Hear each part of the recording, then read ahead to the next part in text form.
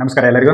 ನಾವು ಈ ಹಿಂದಿನ ವಿಡಿಯೋದಲ್ಲಿ ಏನ್ ಚರ್ಚೆ ಮಾಡಿದ್ವಿಪ್ಪ ಅಂತಂದ್ರೆ ಆರ್ಟಿಕಲ್ 73 ಸಬ್ ಕ್ಲಾಸ್ 1ರಲ್ಲಿ ಎ ಮತ್ತು ಬಿ ಅಂತಕ್ಕಂಥ ಎರಡು ಉಪಬಂಧಗಳಿದ್ವು, ಅವುಗಳ ಬಗ್ಗೆ ಚರ್ಚೆ ಮಾಡಿದ್ವಿ. ಏನ್ ಹೇಳ್ತಾವು ಅಂತಂದ್ರೆ ಆರ್ಟಿಕಲ್ 73 ಸಬ್ ಕ್ಲಾಸ್ 1 ಏನ್ ಹೇಳ್ತೈತಿ ಅಂತಂದ್ರೆ ಎಲ್ಲಿಯವರೆಗೂ ಪಾರ್ಲಿಮೆಂಟ್ಗೆ ಕಾನೂನು ಮಾಡುವ ಅಧಿಕಾರ ಅಂದ್ರೆ ಯಾವ ವಿಷಯಗಳ ಮೇಲೆ ಕಾನೂನು ಮಾಡುವ ಅಧಿಕಾರ ಇದೆಯೋ ಅಂತಹ ಕಾನೂನುಗಳನ್ನ ಜಾರಿ ಮಾಡುವ ಅಧಿಕಾರ ಕಾರ್ಯಾಂಗಕ್ಕೂ ಇದೆ ಅಂತ.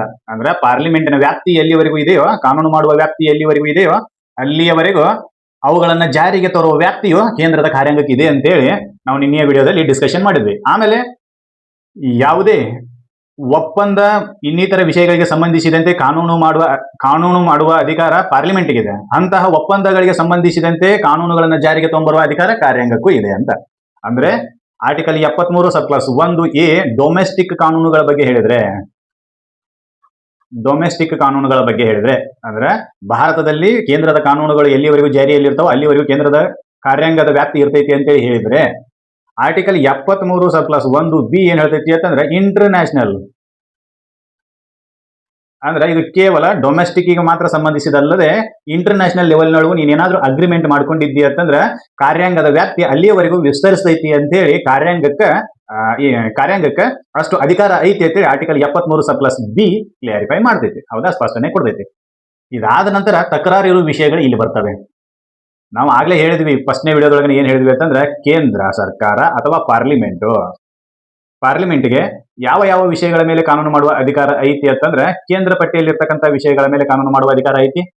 ಆಮೇಲೆ ಸಮವರ್ತಿ ಪಟ್ಟಿಯ ಮೇಲೆ ಕಾನೂನು ಮಾಡುವ ಅಧಿಕಾರ ಐತಿ. ಇನ್ನೊಂದು ಉಳಿಕೆ ವಿಷಯಗಳಿಗೆ ಸಂಬಂಧಿಸಿದಂತೆ ಕಾನೂನು ಮಾಡುವ ಅಧಿಕಾರ ಕೇಂದ್ರಕ್ಕೆ ಇದೆ, ಅಂದ್ರೆ ಪಾರ್ಲಿಮೆಂಟಿಗೆ ಇದೆ. ಉಳಿಕೆ ವಿಷಯಗಳ ಮೇಲೆ ರಾಜ್ಯಕ್ಕೆ ಯಾವುದೇ ಅಧಿಕಾರ ಇಲ್ಲ. ಹೌದಾ, ಇಲ್ಲಿ ಪ್ರೊವೈಡೆಡ್ ಅಂತೇಳಿ ಒಂದು ಬರುತ್ತೆ. ಆರ್ಟಿಕಲ್ 73ಕ್ಕೆ ಪ್ರೊವೈಡೆಡ್ ಕೊಡ್ತಾರೆ. ದೇರ್ ಇಸ್ ಅನ್ ಎಕ್ಸೆಪ್ಷನಲ್, ಹೊರತುಪಡಿಸಿ ಅಂತ ಕೆಲವೊಂದಿಷ್ಟು ಪದಗಳು ಬರ್ತವೆ ಎಕ್ಸೆಪ್ಷನಲ್ ಅಂತೇಳಿ. ಅದೇನ ಅಂತೇಳಿ ನೋಡೋಣ. ಇಲ್ಲಿ ಏನು, ಕೇಂದ್ರಕ್ಕೆ ಸಮವರ್ತಿ ಪಟ್ಟಿಯ ಮೇಲೆ ಕಾನೂನು ಮಾಡುವ ಅಧಿಕಾರ ಇದೆ, ಅದೇ ಅಧಿಕಾರ ರಾಜ್ಯಕ್ಕೂ ಕೂಡ ಇದೆ. ಅರ್ಥ ಆಯ್ತು ನಾ ಹೇಳಿದ್ದು? ಸಮವರ್ತಿ ಪಟ್ಟಿ ಅಂತಂದ್ರೆ ಆ ಪಟ್ಟಿಯಲ್ಲಿ ಇರ್ತಕ್ಕಂಥ ವಿಷಯಗಳ ಮೇಲೆ ಕೇಂದ್ರ ಮತ್ತು ರಾಜ್ಯಕ್ಕೆ ಸಮಾನ ಅಧಿಕಾರಗಳಿರ್ತವೆ, ಅದು ಸಮವರ್ತಿ ಪಟ್ಟಿ. ಈಗ ಕೇಂದ್ರ ನಾ ಕಾನೂನು ಮಾಡ್ತೀನಿ, ನೀ ಅದ್ರ ಮೇಲೆ ಕಾನೂನು ಮಾಡಕ್ ಹೋಗ್ಬೇಡ್ರಿ ಅಂತೇಳಿ ರಾಜ್ಯಕ್ಕೆ ವಾರ್ನಿಂಗ್, ಡಿಕ್ಟೇಷನ್, ಡೈರೆಕ್ಷನ್ ಆ ರೀತಿ ಯಾವುದೇ ರೀತಿಯಂತ ಸೂಚನೆಗಳನ್ನು ಕೊಡುವ ಹಾಗಿಲ್ಲ. If the state comes to conclude that they want to come with a law on the subject of the concurrent list, then they can do. ರಾಜ್ಯ ಒಂದು ವೇಳೆ ತೀರ್ಮಾನಕ್ಕೆ ಬಂತು ಅಂತಂದ್ರೆ ನಾನು ಸಮವರ್ತಿ ಪಟ್ಟಿಯ ಮೇಲೆ ಇಂತಹದೊಂದು ಕಾನೂನು ಮಾಡಬೇಕು ಅಂತೇಳಿ ರಾಜ್ಯಕ್ಕೆ ಅನಿಸ್ತು ಅಂತಂದ್ರೆ ರಾಜ್ಯ ಕಾನೂನನ್ನ ತಗೊಂಡ್ಬರಬಹುದು. ಇಲ್ರಿ ಸಮವರ್ತಿ ಪಟ್ಟಿಯ ಮೇಲೆ ನನ್ನ ಅಧಿಕಾರ ಐತಿ, ನೀವ್ ಯಾರು ಕಾನೂನು ಮಾಡುವ ಹಾಗಿಲ್ಲ ಅಂತೇಳಿ ಕೇಂದ್ರ ಡೈರೆಕ್ಷನ್ ಕೊಡುವಂಗಿಲ್ಲ. There is no power of the centre to give a direction, don't come with any law on the subject of the concurrent list. ಹಿಂಗಂತೇಳಿ ಕಾನೂನು ಮಾಡಕ್ ಬರಂಗಿಲ್ಲ. ಅದು ಯಾರಪ್ಪನ ಮನೆ ಸ್ವತ್ತು ಅಲ್ಲ. ಏನು ಸಬ್ಜೆಕ್ಟ್? ಫಾರ್ ಎಕ್ಸಾಂಪಲ್ ಕೃಷಿಗೆ ಸಂಬಂಧಿಸಿದಂತೆ ಕಾನೂನು ಮಾಡುವ ಅಧಿಕಾರ ಯಾರಿಗೈತಿ? ಕೇಂದ್ರಕ್ಕೂ ಐತಿ, ರಾಜ್ಯಕ್ಕೂ ಐತಿ. ಯಾಕಂತಂದ್ರೆ ಕೃಷಿ ಅಂತಕ್ಕಂಥ ಒಂದು ವಿಷಯ ಸಮವರ್ತಿ ಪಟ್ಟಿಗೆ ಸೇರ್ಪಡೆ ಆಗ್ತೈತಿ. ನನ್ನ ರಾಜ್ಯದ ಪ್ರಜೆಗಳಿಗೆ ಏನು ಒಳಿತೋ ಅಂತಹ ಕಾನೂನನ್ನ ತಗೊಂಡ್ಬರುವ ಅಧಿಕಾರ ನನಗಿದೆ. ಕೃಷಿಯಲ್ಲಿ ಯಾವ ರೀತಿ ಇಂಪ್ಲಿಮೆಂಟ್ ಮಾಡಬೇಕು ಅನ್ನೋದು ನನಗನಿಸಿತ್ತು ಅಂದ್ರೆ ನಾನು ಕಾನೂನು ತಗೊಂಡ್ಬರ್ಬೋದು. ರಾಜ್ಯ ಹೇಳ್ತೈತಿ ಯು ಕ್ಯಾನಾಟ್ ಡಿಕ್ಟೇಟ್ ಮೀ ಅಂತ ಹೇಳ್ತಾರೆ ಇವರು. ಕೇಂದ್ರಕ್ಕೆ ನೀವು ನನಗೆ ಹೇಳೋ ಅವಶ್ಯಕತೆ ಇಲ್ಲ, ಯಾಕಂತಂದ್ರೆ ಇದು ನನ್ನ ಸಬ್ಜೆಕ್ಟ್, ನನ್ನ ವಿಷಯ ಇದು. I can come with a law if I want. ನನಗೆ ಯಾವಾಗ ಅನಿಸ್ತೈತೆ ಅವಾಗ ನಾನು ಆ ಕಾನೂನನ್ನು ತಗೊಂಡ್ಬರ್ಬೋದು. ನೀವು ಯಾರು ನನಗೆ ಡಿಕ್ಟೇಟ್ ಮಾಡಕ್ಕೆ ಬರೋದಿಲ್ಲ. ಯಾರಿಗೆ ಹೇಳ್ತಾರೆ? ರಾಜ್ಯದವರು ಕೇಂದ್ರದವ್ರಿಗೆ ಹೇಳ್ತಾರೆ. ಹಾಗೆ ಇನ್ನೊಂದು ವಿಷಯ ಎಜುಕೇಶನ್, ಶಿಕ್ಷಣ. This is also a subject of the concurrent list. State can make laws on this subject and center also can make a laws on this, but no one can curtail their powers. ರಾಜ್ಯ ಕೇಂದ್ರಕ್ಕೆ ಹೇಳಕ್ ಬರೋದಿಲ್ಲ, ಕೇಂದ್ರ ರಾಜ್ಯಕ್ಕೆ ಹೇಳಕ್ ಬರೋದಿಲ್ಲ. ನೋಡ್ರಿ, ನೀವು ಶಿಕ್ಷಣದ ಮೇಲೆ ಯಾವುದು ಕಾನೂನು ಮಾಡಕ್ ಹೋಗ್ಬೇಡ್ರಿ ಅಂತೇಳಿ ಕೇಂದ್ರದವರಿಗೆ ರಾಜ್ಯದವ್ರು ಹೇಳಕ್ ಬರಂಗಿಲ್ಲ, ರಾಜ್ಯದವರು ಕೇಂದ್ರದವ್ರಿಗೆ ಹೇಳಕ್ ಬರಂಗಿಲ್ಲ. ಅದನ್ನೇ ಪ್ರೊವೈಡೆಡ್ ಬರೀತಾರೆ. ಏನು? ಕೇಂದ್ರ ಕಾನೂನು ಮಾಡಬಹುದು, ಆದರೆ ಅದೇ ವಿಷಯದ ಮೇಲೆ ರಾಜ್ಯವು ಕಾನೂನು ಮಾಡುವ ಅಧಿಕಾರವನ್ನು ಹೊಂದಿದಾಗ ಆ ಅಧಿಕಾರವನ್ನು ತಡೆ ಹಿಡಿಯುವಂತಿಲ್ಲ. You can not curtail the state power to make a law on subject which is in concurrent list. ಯಾವ ವಿಷಯಗಳು ಸಮವರ್ತಿ ಪಟ್ಟಿಯಲ್ಲಿ ಅದಾವೋ ಅಥವಾ ಯಾವ ವಿಷಯಗಳ ಮೇಲೆ ಕೇಂದ್ರ ಮತ್ತು ರಾಜ್ಯ ಸಮನಾಗಿ ಕಾನೂನು ಮಾಡುವ ಅಧಿಕಾರವನ್ನು ಹೊಂದಿರ್ತಾವೋ ಅಂತಹ ವಿಷಯದಲ್ಲಿ ಕೇಂದ್ರ ನಾ ಕಾನೂನು ಮಾಡ್ತೀನಿ, ನೀ ಮಾಡಕ್ ಹೋಗ್ಬೇಡ ಅಂತೇಳಿ ರಾಜ್ಯಕ್ಕೆ ಹೇಳಕ್ ಬರಂಗಿಲ್ಲ. There is no bar at all to the state to come with law ಅಂತ ಯಾವುದೇ ನಿರ್ಬಂಧಗಳಿಲ್ಲ ಯಾರ ಮೇಲೆ, ರಾಜ್ಯಗಳ ಮೇಲೆ. ಅದನ್ನ ಆರ್ಟಿಕಲ್ 73ರಲ್ಲಿ ಪ್ರೊವೈಡೆಡ್ ಆಗಿ ಬರೀತಾರೆ. ಯಾಕೆ ಹಂಗೆ ಬರೀತಾರೆ? What is the need to enter a provided in the constitution? Because of what? ಯಾವ ಕಾರಣಕ್ಕಾಗಿ ಈ ಪ್ರೊವೈಡೆಡ್ ಅನ್ನ ಆರ್ಟಿಕಲ್ 73ಕ್ಕೆ ಸೇರ್ಪಡೆ ಮಾಡಿದ್ರು? ಆರ್ಟಿಕಲ್ 73ಕ್ಕೆ ಯಾಕೆ ಸೇರ್ಪಡೆ ಮಾಡಿದ್ರು ಅಂತಂದ್ರೆ ಬರೀತಾರೆ ಆರ್ಟಿಕಲ್ 73 ಸಬ್ ಕ್ಲಾಸ್ 1ರಲ್ಲಿ ಕೇಂದ್ರದ ಸಂಸತ್ತು ಕಾನೂನು ಮಾಡುವ ಅಥವಾ ಸಂಸತ್ತು ಮಾಡಿದ ಕಾನೂನನ್ನ ಜಾರಿಗೆ ತಂಬರುವ ಅಧಿಕಾರ ಕೇಂದ್ರದ ಕಾರ್ಯಾಂಗಕ್ಕಿದೆ, ಅಲ್ಲಿಯವರೆಗೂ ಅದರ ವ್ಯಾಪ್ತಿ ಹಬ್ಬಿಸಿದೆ ಅಂತೇಳಿ ಹೇಳ್ತಾರೆ. ಈ ಕನ್ಕರೆಂಟ್ ಲಿಸ್ಟ್ ನಲ್ಲಿ ದೇಶ ಅಥವಾ ಕೇಂದ್ರ ಏನಾದ್ರು ಅಥವಾ ಸಂಸತ್ತು ಏನಾದ್ರು ಕಾನೂನನ್ನು ತಗೊಂಡ್ಬತ್ತು ಅಂತಂದ್ರೆ ಅದನ್ನ ಇಂಪ್ಲಿಮೆಂಟ್ ಮಾಡೋದು ಕೇಂದ್ರದ ಕಾರ್ಯಾಂಗ. ಹಾಗೇನೆ ಅದೇ ವಿಷಯದ ಮೇಲೆ ರಾಜ್ಯ ಏನಾದ್ರೂ ಕಾನೂನು ಮಾಡಿತ್ತು ಅಂತಂದ್ರೆ ಅದನ್ನ ಇಂಪ್ಲಿಮೆಂಟ್ ಮಾಡೋದು ರಾಜ್ಯದ ಕಾರ್ಯಾಂಗ. ಈ ವಿಷಯದಲ್ಲಿ ನಿಮ್ಮಿಬ್ಬರಿಗೂ ಕನ್ಫ್ಲಿಕ್ಟ್ ಆಗಬಾರ್ದು, ಜಗಳ ಆಗಬಾರ್ದು ಅಂತೇಳಿ ಬರೆದು ಬಿಟ್ಟಾರೆ. ನಂದೇ ಚೆನ್ನಾಗಿ ಬರಂಗಿಲ್ಲ. ಏನು? ಕೇಂದ್ರ ತಗೊಂಡ್ಬಂದಿರತಕ್ಕಂತ ಸಮವರ್ತಿ ಪಟ್ಟಿಯ ಮೇಲಿನ ಕಾನೂನನ್ನು ಕೂಡ ರಾಜ್ಯವು ತಗೊಂಡು ಬರಬಹುದು. ಅಲ್ಲಿಗೆ ಕಾನ್ಫ್ಲಿಕ್ಟ್ ಆಫ್ ಇಂಟ್ರೆಸ್ಟ್ ಅವಾಯ್ಡ್ ಆದಂಗ ಆಗ್ತೈತಿ.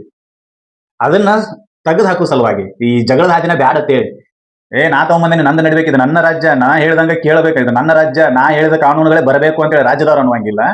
ಇದು ದೇಶ ರಾಜ್ಯಗಳಿಗೆ ಯಾವುದೇ ರೀತಿಯಾಗಿರ್ತಕ್ಕಂಥ ಅಟಾನಮಸ್ ನಿಮ್ಮದೇ ನಡಿಬೇಕಂತಕ್ಕಂಥ ಯಾವುದೇ ಕಾಯ್ದೆ ಕಾನೂನುಗಳಿಲ್ಲ, ನಾ ತಗೊಂಬಂದಿರ್ತಕ್ಕಂಥ ಕಾನೂನೇ ನಡಿಬೇಕು ಅಂತೇಳಿ ಕೇಂದ್ರದವರು ಅನ್ನುವಂಗಿಲ್ಲ. If they come with a different laws on same subject, then they are also enforceable in state and nation also. ಇಲ್ಲಿ ಕಾನ್ಫ್ಲಿಕ್ಟ್ ಆಫ್ ಇಂಟ್ರೆಸ್ಟ್ ಅನ್ನ ಅವಾಯ್ಡ್ ಮಾಡುವ ಸಲುವಾಗಿ ಏನ್ ಮಾಡಿದ್ರು? ಕೇಂದ್ರಕ್ಕೂ ಕಾನೂನನ್ನ ಹೇಳಿದ್ರು, ಇಲ್ಲಿ ನಿರ್ಬಂಧ ಮಾಡಿದ್ರು ಕೇಂದ್ರಕ್ಕೆ. ನೋಡ್ರಪ್ಪ, ನೀವು ಕಾನೂನು ಮಾಡಿ ನಾವು ಬೇಡನಾಗಿಲ್ಲ, ಆದ್ರೆ ರಾಜ್ಯವನ್ನ ನಿರ್ಬಂಧಿಸಂಗಿಲ್ಲ. ಯಾಕಂತಂದ್ರೆ ಅದೇ ಸಬ್ಜೆಕ್ಟ್ ರಾಜ್ಯಕ್ಕೂ ಅನ್ವಯಿಸುತ್ತಿದ್ದರೆ you cannot curtail a state power to make a law on those subject which as applicable to state and nations also. ಯಾವ ವಿಷಯಗಳು ರಾಜ್ಯ ಮತ್ತು ದೇಶಕ್ಕೆ ಅನ್ವಯಿಸ್ತಿರ್ತಾವೋ ಅಂತಹ ವಿಷಯಗಳ ಮೇಲೆ ಕಾನೂನು ಮಾಡುವ ಅಧಿಕಾರ ರಾಜ್ಯಕ್ಕೆ ಇದ್ದೇ ಇದೆ. ಅದನ್ನ ಕೇಂದ್ರವು ತಡೆಯುವ ಹಾಗಿಲ್ಲ. State or centre cannot denied the state to implement that laws. ನೀವು ಅದನ್ನ ತೊಂಬರ್ಬೇಡ ಹೇಳಕ್ಕೆ ಬರೋದಿಲ್ಲ. ಅದನ್ನೇ ಪ್ರೊವೈಡೆಡ್ ಒಳಗೆ ಬರೀತಾರೆ. ಅನಾರ ನಿಮ್ಮ ವ್ಯಾಪ್ತಿಯೊಳಗೆ ನೀವು ಎಟ್ಟು ಶಾಣೆಯವರು, ನನ್ನ ವ್ಯಾಪ್ತಿಯೊಳಗೆ ನಾನು ಅಟ್ಟ ಶಾಣೆ ಅಂತೇಳಿ ಸ್ಟೇಟ್ ಅದವ್ರು ಅಂತಾರೆ. ಯಾರಿಗೆ? ಕೇಂದ್ರದವರಿಗೆ. ಅದ್ರ ಸಂಬಂಧ ಎಲ್ಲ ನಾವು ಆರಿಸಿ ಕಳಿಸಿರೋದವ್ರನ್ನ, MLA ಗಳನ್ನ, MP ಗಳನ್ನ. ನಮ್ಮ ಪ್ರಾಬ್ಲಮ್ಗಳನ್ನ ಸಾಲ್ವ್ ಮಾಡುವ ಸಲುವಾಗಿ MLA ಮತ್ತು MP ಗಳನ್ನ ಆರಿಸಿ ಕಳಿಸಿವಿ. ಈಗ ನಾನು MLA ಕೇಳ್ತೀನಿ ನಾಳೆಗೆ ಬಂದಾಗ, ನೀ ಯಾಕೆ ಕಾನೂನು ತಗೊಂಬಂದಿಲ್ಪ, ಇಂಥ ಸಮಸ್ಯೆನ ಯಾಕೆ ಬಗೆಹರಿಸಿಲ್ಲ, ನಾನು ಓಟ್ ಹಾಕೋದಿಲ್ಲ ತಂದೆ ಅಂದ್ರೆ MLA ಪರಿಸ್ಥಿತಿ ಏನಾಗ್ತೈತಿ? ಅದೇ ರೀತಿ MP ಗೂ ಕೇಳ್ತೀವಿ. ಹೀಗಾಗಿ ಕಾನ್ಫ್ಲಿಕ್ಟ್ ಆಫ್ ಇಂಟ್ರೆಸ್ಟ್ ಅನ್ನು ಅವಾಯ್ಡ್ ಮಾಡುವ ಸಲುವಾಗಿ ದೇಶ ಏನಾದ್ರೂ ಕಾನೂನು ಮಾಡಿತ್ತು ಅಂತಂದ್ರೆ, ಅಂತಹ ಕಾನೂನುಗಳ ಮೇಲೆ ರಾಜ್ಯದ ಅಧಿಕಾರವೂ ಇತ್ತು ಅಂತಂದ್ರೆ ಆಗ ರಾಜ್ಯವನ್ನ ನೀವು ನಿರ್ಬಂಧಿಸಲು ಬರುವುದಿಲ್ಲ. It is provided in article 73. ಕೇಂದ್ರ ಕಾರ್ಯಾಂಗದ ವ್ಯಾಪ್ತಿ ಆ ರಾಜ್ಯದ ಮೇಲೆ ಮುಗಿದು ಹೋಗ್ಬಿಡುತ್ತೆ. Because of what? ಆ ಸ್ಟೇಟ್ ಕೂಡ ಅದೇ ಕಾನೂನನ್ನ ತಗೊಂಡ್ಬಂದಿರ್ತೈತೆ. ಅವಾಗ ಅದನ್ನ ಕಾನೂನನ್ನ ಜಾರಿ ಮಾಡುವ ಇದನ್ನ ಯಾವ್ದು ಯಾರಿಗಿರ್ತೈತಿ? ರಾಜ್ಯ ಕಾರ್ಯಾಂಗಕ್ಕೆ ಇರ್ತೈತಿ. ಹೀಗಾಗಿ to avoid the conflict of interest between the state and nation, they come with this provided is entered into constitution. ಈ ರೀತಿಯಾಗಿರ್ತಕ್ಕಂಥ ಪ್ರೊವೈಡೆಡ್ ಸಂವಿಧಾನಕ್ಕೆ ಬರಕ ಕಾರಣ ಏನಾಯ್ತು ಅಂತಂದ್ರೆ, to avoid the conflict of interest, ಆಸಕ್ತಿಯ ಜಗಳಗಳನ್ನ ಬಗೆಹರಿಸುವ ಸಲುವಾಗಿ ಇದನ್ನ ಜಾರಿಗೆ ಮಾಡಿದ್ರು. ರಾಜ್ಯದವ್ರು ತೊಗೊಂಬಂದಿದ್ರೆ ರಾಜ್ಯಕ್ಕೆ ನಡೀತೈತಿ, ಕೇಂದ್ರದವ್ರು ತೊಗೊಂಬಂದಿದ್ರೆ ಕೇಂದ್ರಕ್ಕೆ ನಡೀತೈತಿ. ಇಲ್ಲ, ನಾ ಕಾನೂನು ಮಾಡಕತ್ತೇನೆ, ಅದ್ರ ಮೇಲೆ ನೀನು ಕಾನೂನು ಮಾಡಕ್ ಹೋಗಬೇಡ ಅಂತೇಳಿ ರಾಜ್ಯಕ್ಕೆ ಹೇಳಕ್ ಬರಂಗಿಲ್ಲ. ಹೌದಾ? ಯಾಕ? Article 73 is also related with schedule 7 ಅಂತೇಳಿ ಯಾಕೆ ಕರಿತೀವಿ ಅಂತಂದ್ರೆ ಇದ್ರ ಸಂಬಂಧ ಕರಿತೀವಿ. ಅನುಸೂಚಿ 7ಕ್ಕೂ ಮತ್ತು ಆರ್ಟಿಕಲ್ 73ಕ್ಕೂ ಬಹಳ ಅನ್ಯೋನ್ಯವಾದ ಸಂಬಂಧ ಇದೆ. ಇವೆರಡು ಗಳಶ್ಯ ಗಂಟಶ್ಯ, ಇವನ್ ಬಿಟ್ಟು ಇಲ್ಲ. ಯಾಕಂತಂದ್ರೆ ಕಾರ್ಯಾಂಗದ ವ್ಯಾಪ್ತಿ ವಿವರಿಸಬೇಕಾಯ್ತು ಅಂತಂದ್ರೆ ಕಾನೂನಿನ ವ್ಯಾಪ್ತಿಯನ್ನು ವಿವರಿಸಬೇಕಾಗ್ತೈತಿ. ಕಾನೂನಿನ ವ್ಯಾಪ್ತಿಯನ್ನು ವಿವರಿಸಬೇಕು ಅಂತಂದ್ರೆ ಯಾವ ವಿಷಯಗಳು ಯಾರಿಗೆ ಸಂಬಂಧಪಡ್ತಾವು ಅನ್ನೋದನ್ನ ವಿವರಿಸಬೇಕಾಗ್ತೈತಿ. ಯಾವ ವಿಷಯಗಳು ಯಾರಿಗೆ ಸಂಬಂಧಪಡ್ತಾವು ಅನ್ನೋದನ್ನ ಎಲ್ಲಿ ಬರ್ದಾರು ಅಂತಂದ್ರೆ ಅನುಸೂಚಿ 7ರಲ್ಲಿ ಬರ್ದಾರ. ಹೀಗಾಗಿ ದೇ ಆರ್ ಕೋ ರಿಲೇಟೆಡ್. ಅವು ಒಂದಕ್ಕೊಂದು ಅನ್ಯೋನ್ಯವಾಗಿರ್ತಕ್ಕಂಥ ಸಂಬಂಧಗಳನ್ನು ಹೊಂದಿರ್ತವೆ. ಒಂಥರ ಲವರ್ಸ್ ಇದ್ದಂಗೆ ಇವು. ಯಾವುದು? ಆರ್ಟಿಕಲ್ 73 ಮತ್ತು ಅನುಸೂಚಿ 7. ಒಬ್ಬರನ್ನೊಬ್ರು ಬಿಟ್ಟಿರಕ್ಕಾಗಿಲ್ಲ. ಈಗಿನ ಲವರ್ಸ್ ಬಗ್ಗೆ ನಾವು ಮಾತಾಡಕ್ಕಿಲ್ಲ, ಆ ಮಾತಾರೆ ಇದು ಹಳೇದಿದೆ. ಇರ್ಲಿ. ಏನು ಪ್ರೊವೈಡೆಡ್ ಒಳಗೆ ಏನ್ ಹೇಳಿದ್ವಿ? ರಾಜ್ಯವು ರಾಜ್ಯ ಸಮವರ್ತಿ ಪಟ್ಟಿಯ ಮೇಲೆ ಸಮವರ್ತಿ ಪಟ್ಟಿಯಲ್ಲಿರ್ತಕ್ಕಂಥ ವಿಷಯಗಳ ಮೇಲೆ ಕಾನೂನು ಮಾಡುವ ಅಧಿಕಾರವು ರಾಜ್ಯಕ್ಕೂ ಇದೆ, ಕೇಂದ್ರಕ್ಕೂ ಇದೆ. ಅಂತಹ ವಿಷಯಗಳಲ್ಲಿ ಕೇಂದ್ರ ಏನಾದ್ರೂ ಕಾನೂನು ಮಾಡಕ್ ಬರ್ತಿತ್ತು ಅಂತಂದ್ರೆ ನೀನು ಕಾನೂನು ಮಾಡಕ್ ಹೋಗ್ಬೇಡಪ್ಪ ಅಂತೇಳಿ ರಾಜ್ಯಕ್ಕೆ ಹೇಳುವಂಗಿಲ್ಲ ಅಂತೇಳಿ ಪ್ರೊವೈಡೆಡ್ ಬರೀತಾರೆ. ಇದು limitation to the central government or limitation to the parliament.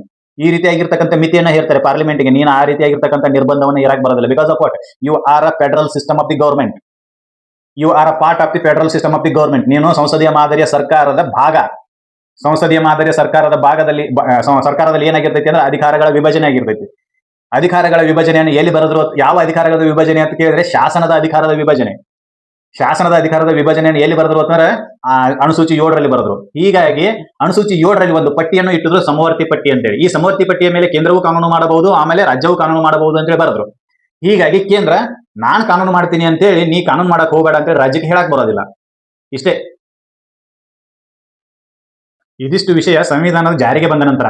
ಇನ್ನು ಸಂವಿಧಾನ ಜಾರಿಗೆ ಬರೋಕ್ಕಿಂತ ಮೊದಲು ಕೆಲವೊಂದಿಷ್ಟು ಕಾರ್ಯಾಂಗದ ಅಧಿಕಾರಗಳು ಬೇರೆದವ್ರ ಹತ್ರ ಇದ್ರೆ ಅವು ಹಂಗೆ ಮುಂದುವರಿಬೇಕು ಅಂತೇಳಿ ಆರ್ಟಿಕಲ್ 73 ಸಬ್ ಕ್ಲಾಸ್ 2 ಹೇಳ್ತೈತಿ. ಎಲ್ಲಿವರೆಗೂ ಮುಂದುವರಿಯೋದು? ಅಲ್ಲಿ ಎಲ್ಲಿವರೆಗೂ ಅಂತಂದ್ರೆ ಪಾರ್ಲಿಮೆಂಟು ಕಾನೂನು ಮೂಲಕ ಆ ಅಧಿಕಾರವನ್ನ ಕೇಂದ್ರದ ಕಾರ್ಯಾಂಗಕ್ಕೆ ವಹಿಸುವವರೆಗೂ. ಈಗ ಫಾರ್ ಎಕ್ಸಾಂಪಲ್ 15/8/1947 ನಮ್ಮ ದೇಶ ಸ್ವತಂತ್ರ ಆಯ್ತು. ಸಂವಿಧಾನ ಜಾರಿಗೆ ಬಂದದ್ದು ಯಾವಾಗ? 26/1/1950 ಸಂವಿಧಾನ ಜಾರಿಗೆ ಬಂತು. ಈ ಇನ್ ಬಿಟ್ವೀನ್ ಈ 3 ವರ್ಷದ ಅವಧಿಯಲ್ಲಿ ಯಾವುದೋ ಒಂದು ಕೆಲಸವನ್ನ ಬೇರೆ ಪ್ರಾಧಿಕಾರಕ್ಕೆ ಕೊಟ್ಟಿದ್ರು ಅಂತಂದ್ರೆ, ಅಥವಾ ಆ ವಿಷಯದ ಮೇಲ್ವಿಚಾರಣೆಯನ್ನ ಬೇರೆ ರಾಜ್ಯದ ಕಾರ್ಯಾಂಗ ಮಾಡ್ತಿತ್ತು ಅಂತಂದ್ರೆ, ಅದನ್ನ ನೀವು ಕಸಿದುಕೊಳ್ಳಕ್ ಬರಂಗಿಲ್ಲ. ಯಾರಿಗೆ? ಕೇಂದ್ರದವ್ರಿಗೆ ಹೇಳಿದ್ರನ್ನ ಕಸಿದುಕೊಳ್ಳಕ್ ಬರಂಗಿಲ್ಲ. ಎಲ್ಲಿವರೆಗೂ ಕಸ್ಕೊಳಕ್ ಬರಂಗಿಲ್ಲ ಅಂತಂದ್ರೆ ಆ ವಿಷಯದ ಮೇಲೆ ಪಾರ್ಲಿಮೆಂಟ್ ಕಾನೂನು ಮಾಡುವವರೆಗೂ, ಸಂಸತ್ತು ಕಾನೂನು ಮಾಡಿ ಅದನ್ನ ಕಸಗೊತ್ತು ಅಂತಂದ್ರೆ ಮಾತ್ರ ಬರ್ತೈತಿ, ಇಲ್ಲಾಂದ್ರೆ ಬರಂಗಿಲ್ಲ. ಇದಿಷ್ಟೇ. ಏನು ಮೊದಲು ಗೃಹ ಖಾತೆಯನ್ನ ಈ ಕರ್ನಾಟಕ ರಾಜ್ಯ ನಿರ್ವಹಿಸಿತ್ತು ಅಂತ ಅನ್ಕೋರಿ. ನಾವು ಅದನ್ನ ಹೇಳೋದಿಲ್ಲ, ಸುಮ್ಮನೆ ಹಂಗೆ ಉದಾಹರಣೆಗಾಗಿ ಹೇಳಕತ್ತೀವಿ. ಈ 1947ರಿಂದ 1950 ನಡುವರ್ಕ ಎಲ್ಲ ರಾಜ್ಯಗಳ ಗೃಹ ಖಾತೆಯನ್ನ ಅಥವಾ ದೇಶದ ಗೃಹ ಖಾತೆಯನ್ನ ಕರ್ನಾಟಕ ನಿರ್ವಹಿಸಿತ್ತು ಅಂತ ಅನ್ಕೋರಿ, ಈ 3 ವರ್ಷದ ಅವಧಿವರೆಗೂ. ಯಾಕಂದ್ರೆ ಇದು ಸಂವಿಧಾನ ಜಾರಿಗೆ ಬರೋಕ್ಕಿಂತ ಮೊದಲ ಇದು ಕರ್ನಾಟಕನೇ ನಿರ್ವಹಿಸಿತ್ತು. ಇದನ್ನ ಬದಲಾಸಕ್ ಬರಂಗಿಲ್ಲ ಅಂತ ಹೇಳ್ತಾರೆ ಅವರು. ಎಲ್ಲಿವರೆಗೂ ಬದಲಾಸಕ್ ಬರಂಗಿಲ್ಲ ಅಂತಂದ್ರೆ ಪಾರ್ಲಿಮೆಂಟ್ ಕಾನೂನು ತಗೊಂಡು ಗೃಹ ಖಾತೆಯನ್ನ ಕರ್ನಾಟಕದಿಂದ ಕಸ್ಕೊಂಡು ಸೆಂಟ್ರಲ್ ಕೊಡೋವರೆಗೂ. ಪಾರ್ಲಿಮೆಂಟ್ ಸಂಸತ್ತು ಕಾನೂನು ಮಾಡುವ ಮೂಲಕ ಅದನ್ನ ನಮ್ಮ ಕಡೆದ ಕಸ್ಕೊಂಡು ಬೇರೆದವರಿಗೆ ವಹಿಸುವವರೆಗೂ ಅದನ್ನ ಏನು ಕಸ್ಕೊಳಕ್ ಬರೋದಿಲ್ಲ ಅಂತ. ಯಾರಿಗೆ? ಕೇಂದ್ರ ಕಾರ್ಯಾಂಗದವರಿಗೆ, ಬೇರೆ ಯಾರಿಗೂ ಅಲ್ಲ. ಕೇಂದ್ರ ಕಾರ್ಯಾಂಗದವರಿಗೆ ಕಸ್ಕೊಳಕ್ ಬರಂಗಿಲ್ಲ ಅಂತೇಳಿ ಲಿಮಿಟೇಷನ್ ಆಗ್ತಾರೆ. ಯಾರ ಮೇಲೆ? ಕೇಂದ್ರದ ಕಾರ್ಯಾಂಗದವ್ರ ಮೇಲೆ. ಇಲ್ರಿ ಸಂವಿಧಾನ ಜಾರಿ ಆಗೋಕ್ಕಿಂತ ಮೊದಲಿಂದ ಐತಿದ ನಾ ಮಾಡ್ತೀನಿ ಕೆಲಸ ಅಂತೇಳಿ ಕಾರ್ಯಾಂಗದವ್ರು ಅನ್ನಂಗಿಲ್ಲ. ಯಾಕೆ ಅನ್ನಂಗಿಲ್ಲ ಅಂತಂದ್ರೆ ಇಲ್ಲಿ ಬರ್ದಾರೆ, ಯಾವುದೇ ಕಾನೂನುಗಳು ಅಥವಾ ಯಾವುದೇ ವಿಷಯಗಳು ಬೇರೆ ಕಾರ್ಯಾಂಗಕ್ಕೆ ವಹಿಸಿಕೊಟ್ಟಾಗ ಅಥವಾ ಬೇರೆ ಪ್ರಾಧಿಕಾರಕ್ಕೆ ವಹಿಸಿಕೊಟ್ಟಾಗ ಅದನ್ನ ನೀವು ಕಸ್ಕೊಳಕ್ ಬರಂಗಿಲ್ಲ. ಎಲ್ಲಿವರೆಗೂ ಕಸ್ಕೊಳಕ್ ಬರಂಗಿಲ್ಲ ಅಂತ ಅದನ್ನು ಬರೀತಾರೆ.